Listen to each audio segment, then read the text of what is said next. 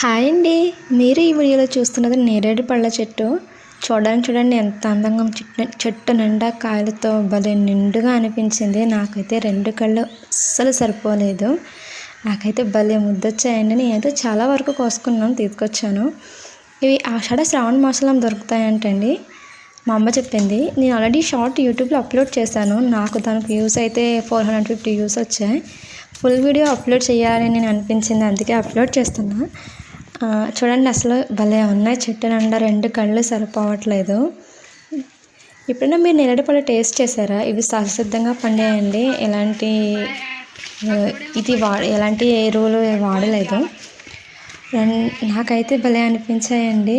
చెట్టు నిండా భలే ఉన్నాయి. ఇదైతే మా రిలేటివ్స్ చెట్టు అండి, మా ఇంటి దగ్గర లేదు.